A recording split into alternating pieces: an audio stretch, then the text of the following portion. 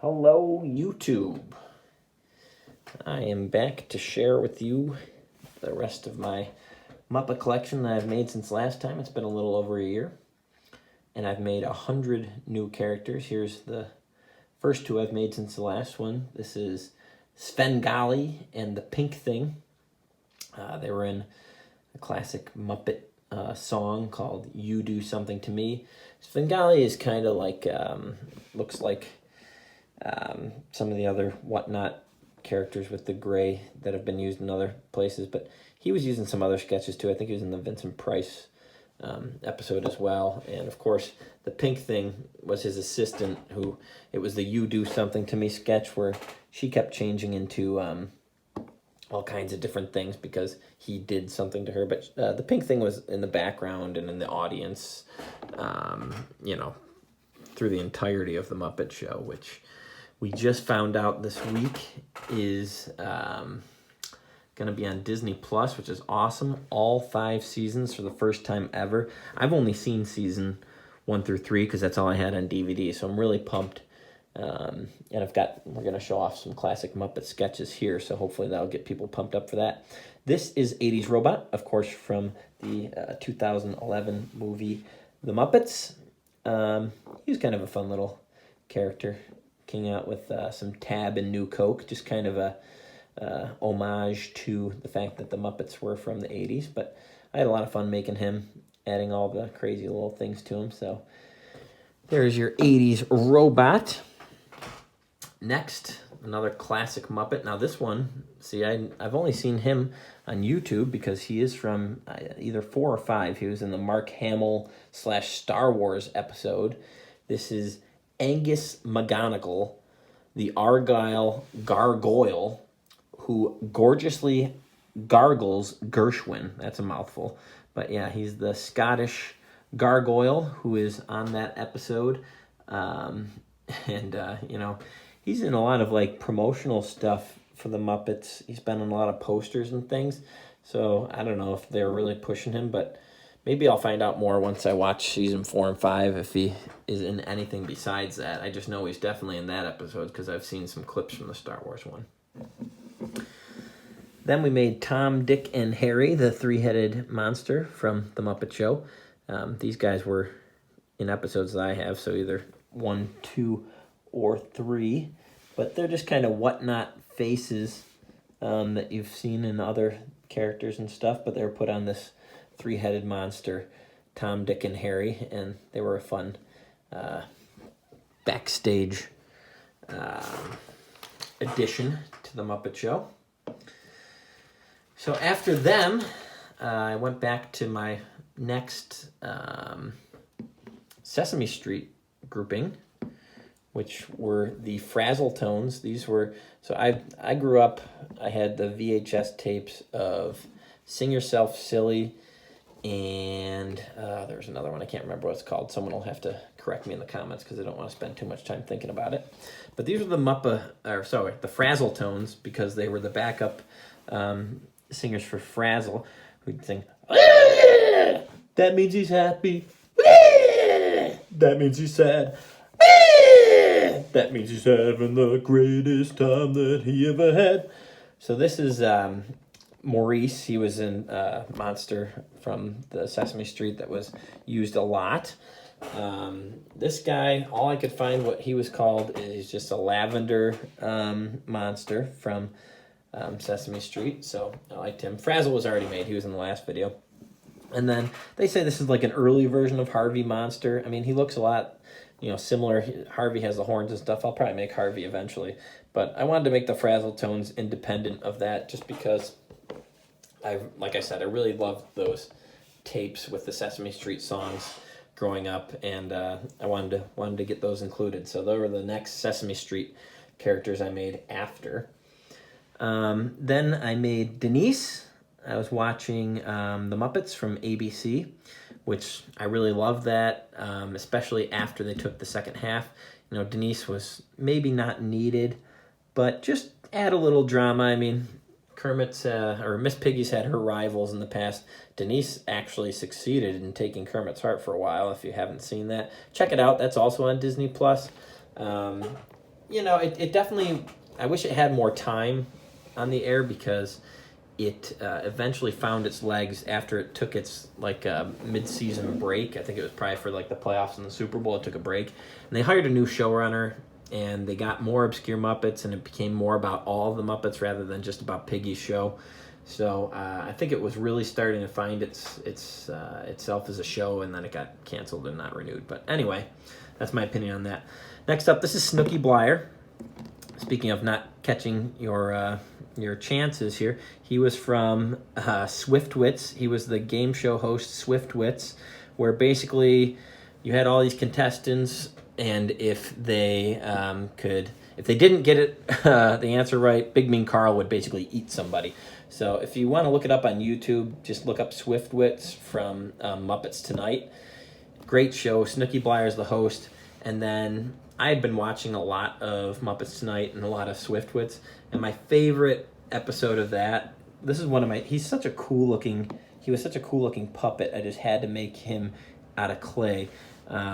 This is Lester, and in that episode, all he has to say is like one thing, and he just sits there with this blank stare on his face, and then Snooky, exasperated, just says, oh no, I'm sorry, yeah, he says, Snooky thought his name was Chester, and he goes, Chester, just give us an answer, Chester.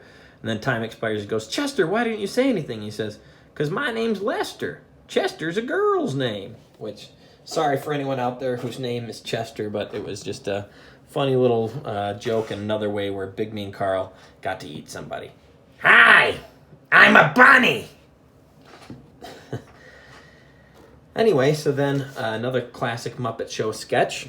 This is from one of the seasons that I have too, but this is Time in a Bottle. Great song just in general. But in this one, this is like a mad scientist basically who sings Time in a Bottle, which is a great song. If I could save time in a bottle, the first thing that I'd like to do. And he keeps taking these potions, and this is a little behind the curtain here.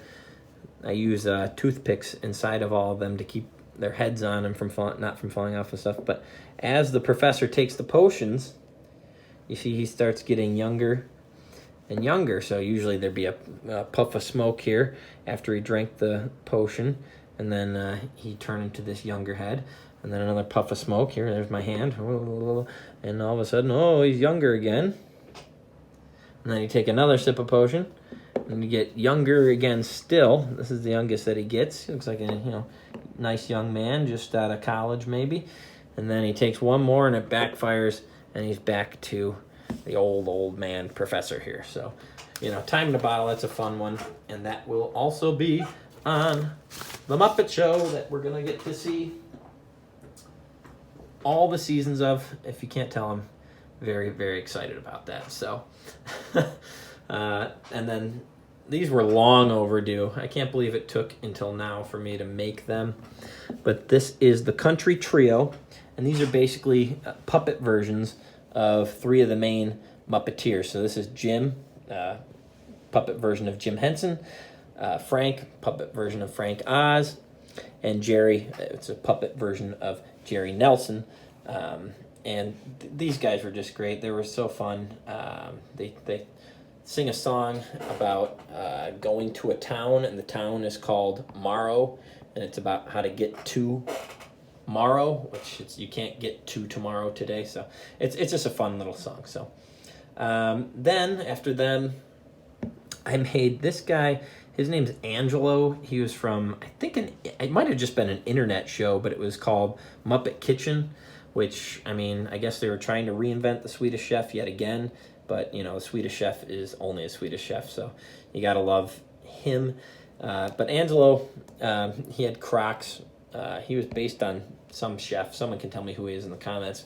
But I made him because I wanted to take a picture of, the Swedish Chef and a bunch of other people and a bunch of other cooks. So I made him, and then right after him, I made Gonger, who is a newer Sesame Street character. I think he had his own show or something, maybe. I'm not sure. I'm not totally up to date with the children's shows. But here's Gonger. He seems to be kind of like a crowd favorite recently. Him and Cookie had, I think, Cookie Monster had a food truck together and stuff. So So there's that. Then we made these characters. I think they originated on Muppets Tonight. If not, they were also on. Oh yeah, because I think it was a sketch on Muppets Tonight called like Great Moments in Elvis History or something like that. But these are the three Elvises. So maybe they were from. I have a VHS tape of a movie called Muppet Classic Theater. Really good thing. I think I've mentioned it before because that's where the Big Bad Wolf was from. That I made in the last video, but they were in like the what was that called? Like where they were the elves who came in and did shoes, and it was blue suede shoes. So they may have been from that, or they might have been from Muppets Tonight. Someone will correct me. I knew at the time, but anyway. And then we got into some more Sesame Street characters because it was getting close to the 50th anniversary of Sesame Street, which had come up since the last time I made this video. So I really did kind of a deep dive, watched a lot of old Sesame Street stuff.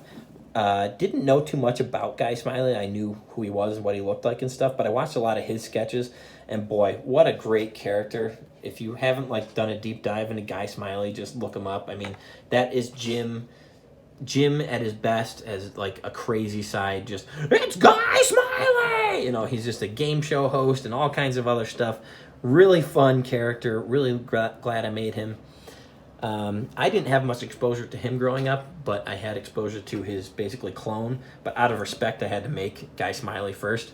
But, you know, this is, I mean, they're basically the same puppet. But Don Music, like I said, I watched all those Sesame Street sing-along kind of tapes and stuff. And Don Music, great character, so fun, just always exasperated. They had to cancel him because he would hit his head all the time, and kids were, I guess, doing it too much. But Mary Had a Bicycle is such a fun song. He can't figure out how to write Mary Had a Little Lamb, and Kermit the Frog comes in and, you know, teaches him how to do it better, and it ends up being Mary Had a Bicycle. Excellent sketch and song, and I just think that Don Music is one of my favorite Sesame Street characters of all time. Then we did one more classic before the 50th anniversary aired, and this, of course, is the Amazing Mumford. I'm sorry, I'm looking for his top hat because I have it over here.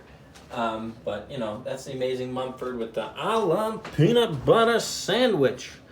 And he was someone else I had to do another deep dive into because by the time I was a kid, he was not really on as much. But, I mean, he's a fun character, too. Go ahead and look him up. Him and Grover have some fun interactions. I mean, anytime Grover's on TV, that's awesome, too. So I'm going to cut it off here and then do another video because I did make, like I said, 100 since the last one, and I don't want this one to be too long. So we'll pick that back up on part 2.